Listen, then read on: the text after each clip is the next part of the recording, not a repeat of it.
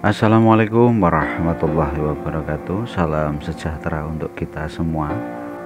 Doa terbaik untuk panjenengan semuanya. Salam cinta, tetap tebarkan cinta di mana-mana. Sebagai umat Islam, pastilah kita sudah banyak mendengarkan berbagai kisah, cara atau metode dakwah dari Kanjeng Nabi Muhammad SAW,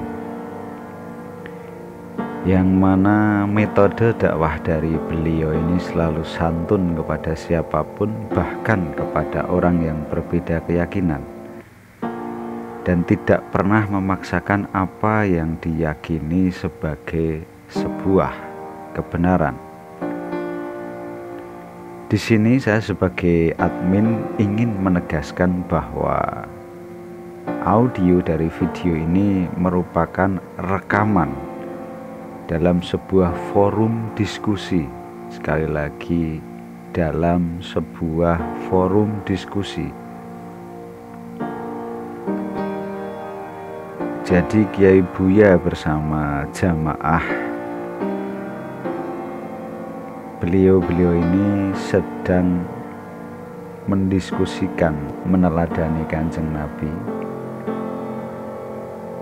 Jadi bukan sedang menghakimi sesama umat Islam sendiri. Jadi mohon untuk tidak disalahpahami, karena di mana-mana yang namanya diskusi itu mencari solusi, mencari benang merahnya, bukan sedang menghakimi siapapun.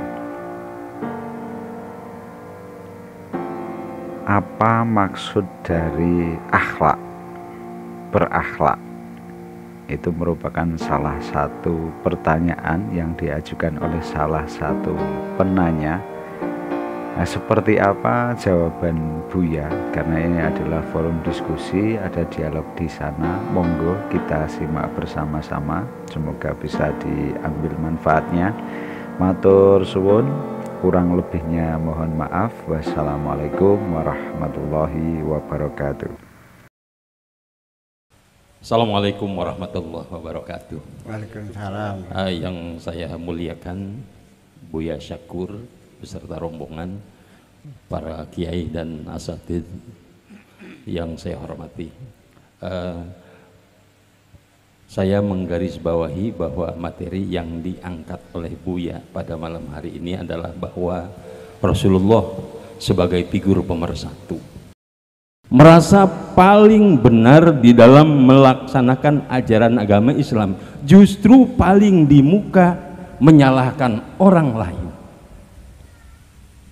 Oleh karena itu saya menggarisbawahi apa yang Buya sampaikan, bahwa sebenarnya yang dijadikan sebagai suatu tema pembicaraan pada malam hari ini adalah terjadi karena tugas pokok Rasulullah itu, bahwa untuk bisa menjadi pemersatu dibutuhkan akhlakul karimah, dan untuk bisa menjadi bersatu juga tidak lepas dari akhlak.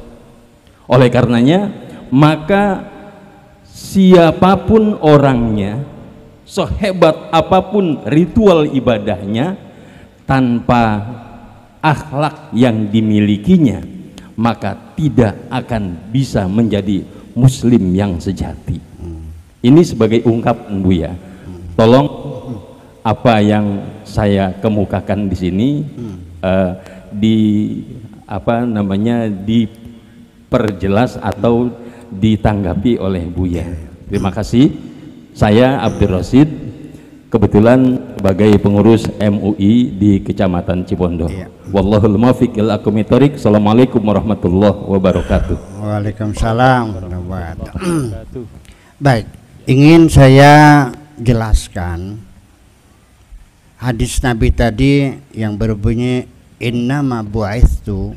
Ini adatul qasr atau adatul hasr, sehingga membuat kalimat itu menjadi eksklusif. Kata innama itu artinya menunjukkan makna eksklusif, semata-mata. innama akaltu ruzzan, innama akaltul yawma ruzzan, hari ini saya makan nasi doang, artinya enggak makan yang lain dan itu innama. Atau pakai la ilaha illallah, la akulu illa urzan, saya tidak makan kecuali. Bahasa itu struktur bahasa Arab. La ilaha illallah itu bahasa Indonesia bukan tidak ada Tuhan kecuali Allah. La ilaha illallah ini maknanya tidak meniadakan Tuhan, tapi menetapkan Tuhan. Kenapa la dan kecuali, tidak dan kecuali itu namanya adatul qasar. Ini kita ngaji balaghahnya dulu ya, supaya kita jelas. Tidak meniadakan Tuhan, tapi menetapkan Tuhan, bahwa Tuhan yang sebenarnya itu hanya Allah. Jadi terjemahannya la ilaha illallah adalah Tuhan itu hanya Allah, bukan tidak ada Tuhan. Tuhan itu hanya Allah, itu maknanya. Ya, la akulu illa ruzan, saya tidak makan kecuali nasi. Itu bahasa Arab. Bahasa Indonesianya saya makan nasi doang. Saya hanya makan nasi saja, itu bahasa Indonesianya. Maka innama itu semata-mata, artinya bahwa itu aku diutus tidak lain kecuali untuk menyempurnakan akhlak mulia.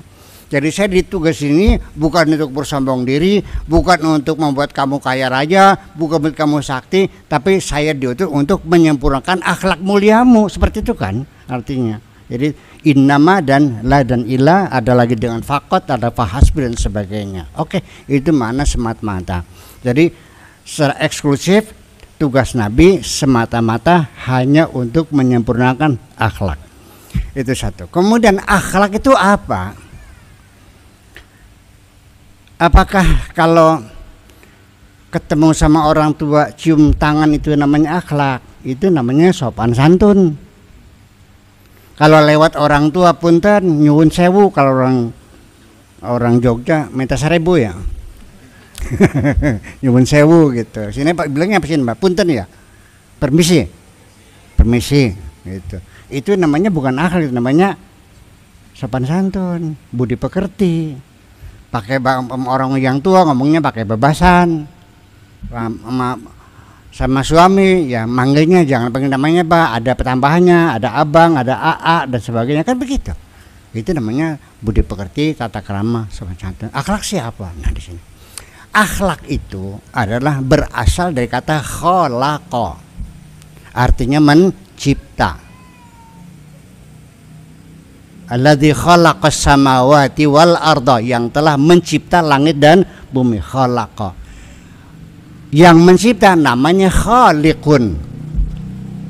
Allah itu khaliq, yang mencipta, dan kita yang dicipta namanya makhluk. Hubungan antara khaliq dan makhluk ini al-khuluq. Yang dicipta namanya makhluk, yang mencipta namanya khaliq. Hubungannya adalah khuluqun wa innaka la'ala khuluqin azim. Nah, kata khuluq ini mufrad dijamakan menjadi akhlak, sehingga artinya akhlak itu bisa kita mengerti adalah hubungan antara, nisbah antara khaliq dan makhluk, namanya al-khuluq. Jadi artinya yang namanya orang itu berakhlak mulia adalah orang yang memposisikan dirinya sesuai dengan proposal awal tujuannya. Oke, ini apa namanya? Untuk apa? Itu dipakai. Di mana dipakainya? Di pantat, di mata. Untuk apa? Nah, ketika kacamata dipakai untuk memberi kejelasan kepada mata kita supaya bisa membaca, ditaruh di sini dan pakai baca. Nah, ini namanya saya ini berakhlak karena menggunakan kacamata. Tapi kalau buat mukul teman gimana? Ini topi, di mana taruhnya? Kepala. Kalau di kaki tidak berakhlak namanya, karena topi diciptakan bukan buat kaki tapi buat, jadi apa saja kita menggunakan ciptaan Allah sesuai dengan tujuannya, itu berakhlak. Betul nggak? Selesai. Nah, ini persoalannya. Ini uang rakyat. Untuk siapa? Untuk membangun siapa? Mesejahterakan siapa? Ternyata dipakai sendiri buat keluarganya. Berakhlak enggak? Nah, itu persoalannya. Iya kan? Nah, itu. Jadi artinya bahwa termasuk ya membangun persatuan itu adalah bagian dari penting daripada akhlak mulia. Apakah kita mengatakan teman saya ini berakhlak mulia? Dia tiap hari sholat berjamaah, tapi tetangganya nggak makan dibiarkan sampai mati. Apakah ini berakhlak? Itu persoalannya. Orang janda sebatang kara sendirian, rumahnya mau roboh, dibiarkan sampai dia mati kurban tanahnya. Nah, ini yang jadi persoalan, bahwa itu adalah bagian penting dari akhlak kita, adalah kepedulian sosial, keadilan, kebersamaan, supremasi hukum dan sebagainya. Adapun ibadah itu sebagai latihan diri kita menuju pada akhlak yang mulia, itu bukan tujuan. Sholat bukan tujuan, puasa bukan tujuan, itu adalah latihan kita untuk meningkatkan potensi kita untuk bersatu dan kebersamaan. Ibu-ibu Bapak sekalian, bahwa artinya bahwa kita baru berakhlak mulia, baru kelihatan ketika kita hidup di tengah masyarakat. Ketika kita hidup sendirian di tengah hutan bersama binatang, saya nggak tahu bagaimana menilai Anda berakhlak atau tidak. Karena standarnya, ya kan begitu. Sendirian pakai apa, cangcut aja ya, apa namanya, cangcut. Oh, di hutan gitu. Akhlaknya gimana, nggak tahu. Ya kan. Nah, ketika di tengah masyarakat ada orang mengatakan assalamualaikum, nggak dijawab, buang muka. Berakhlak nggak? Berakhlak nggak? Tapi di dalam kitab kuning yang saya baca, saya di pesantren, kalau ada orang non muslim bilang assalamualaikum tidak boleh dijawab. Itu jadi persoalan. Betul nggak? Betul nggak? Kenapa? Nah, ini yang jadi persoalan kita nih, mikir kembali apakah kita ini sudah benar atau ada yang perlu diperbaiki. Sebab saya itu sedih sekali melihat umat Islam kok jadi seperti ini. Padahal akhlak mulia adalah Allah menciptakan makhluk, ditaruh di dalam perut ibu. Setelah umur 4 bulan Allah berfirman, wa idza sawaituhu, ketika aku sempurnakan bentuknya, wa nafakhtu fihi min ruhi, dan aku tiupkan ke dalamnya dari rohku, faqa'u lahu sajidin, maka bersujudlah kalian semua kepadanya.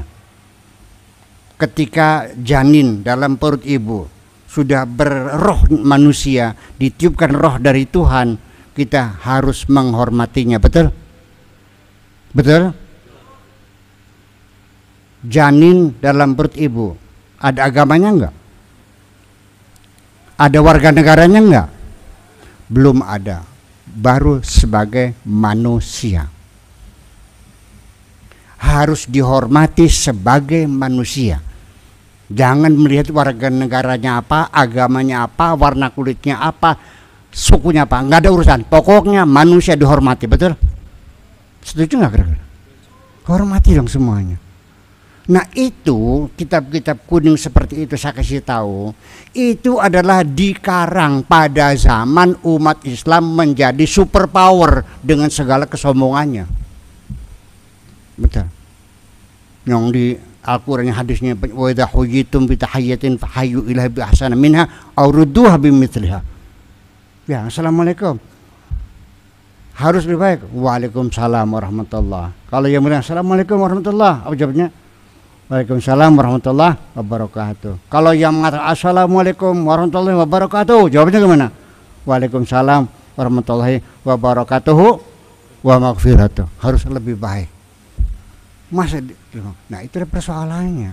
Jadi artinya mengajak permusuhan. Nah, ini saya ingin bukan lagi menyalahkan umat Islam, tapi ingin mengoreksi, karena seorang Islam ingin mengoreksi.